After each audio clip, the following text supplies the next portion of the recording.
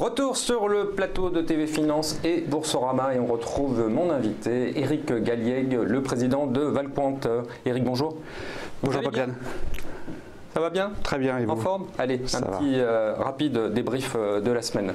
Premier graphique. Premier graphique, donc performance des marchés d'actions, donc avec une hausse du CAC 40 de l'ordre de 1% et toujours des marchés américains un peu en retrait, qui sont stables plutôt, très légère baisse cette semaine. L'écart entre les deux, c'est précisément à nouveau l'euro qui a perdu près de 1% et qui explique cette différence du même montant donc sur la performance hebdomadaire.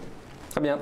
L'actualité de la semaine, le temps fort pour vous, c'était? Alors le temps fort, c'est la partie politique. C'est vrai que M. Trump empoisonne un petit peu la vie des marchés financiers, on va dire, depuis 12 à 18 mois, sans vraiment affecter sa tendance haussière. Mais on a eu un développement, donc effectivement, en Palestine et en Israël, avec donc ces mouvements dramatiques donc liés à l'inauguration de l'ambassade des États-Unis à Jérusalem, qui a créé donc ce que l'on sait, c'est l'actualité générale, qui effectivement pour nous est un problème quand même majeur. Ça montre que les États-Unis ont d'une certaine façon choisi leur camp d'une façon très très claire donc par rapport à ces conflits proche-orientaux.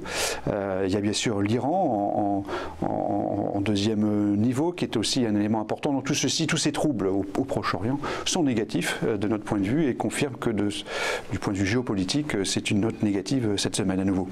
Très bien, l'actualité de la semaine aussi c'est la baisse du dollar. Alors effectivement la baisse de l'euro et la hausse du dollar, effectivement, c'est un phénomène, voilà, il faut s'y habituer. C'est vrai que moi je m'y perds régulièrement aussi, mais le phénomène aujourd'hui très clair depuis finalement la fin du mois de mars, c'est la forte hausse du dollar contre toute monnaie et particulièrement contre l'euro, avec donc un facteur explicatif qu'on connaît évidemment, qui est le taux d'intérêt, les taux d'intérêt américains, le taux d'intérêt à 2 ans, qui est passé de quasiment 1,3 à 2,4, il a quasiment doublé en une année, ce qui explique pourquoi donc le dollar s'apprécie fortement. Il y a un autre élément du côté de l'euro qui explique peut-être ce phénomène important, c'est bien sûr les développements en Italie, les développements politiques en Italie qui affaiblissent notre monnaie. Globalement, c'est un élément positif, voire très positif, parce qu'effectivement, toute dépréciation de notre monnaie se convertit en quelque sorte automatiquement en hausse du CAC 40. Donc c'est un élément plutôt positif à court terme. Très bien. La vedette de la semaine, l'entreprise?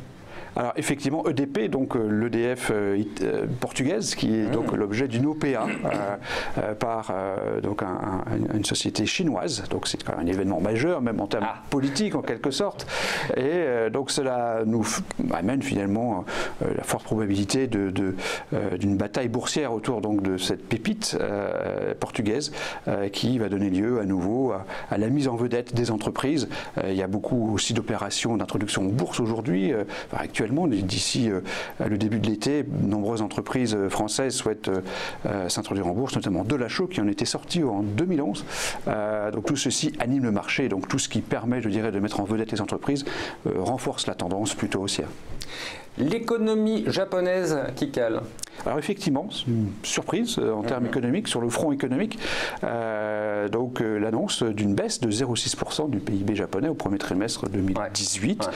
Cela montre que les choses sont toujours aussi compliquées là-bas en termes économiques. La croissance 2018 sera limitée à 1,3%, sera en baisse significative par rapport à 2017, et que 2019 sera elle aussi en baisse. Donc on a une situation toujours négative. On considère qu'il faut absolument que la croissance continue à rester à un niveau important pour les marchés financiers en général et les actions en particulier.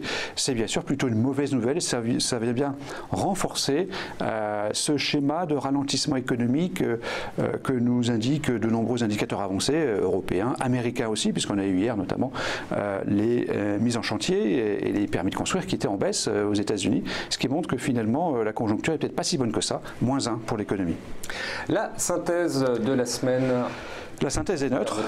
La synthèse est neutre puisqu'on a 2 points négatifs. Un point politique, des géopolitiques avec des troubles au Proche-Orient qui sont bien sûr toujours défavorables de notre point de vue par rapport au marché financier. L'économie japonaise qui cale, c'est bien sûr un phénomène négatif sur le plan économique. Et puis les entreprises sont toujours émettent un signal favorable depuis de nombreux mois, comme du côté financier, la baisse de l'euro est quelque chose de très favorable à court terme. Tout ceci se compense et fait une actualité plutôt neutre cette semaine.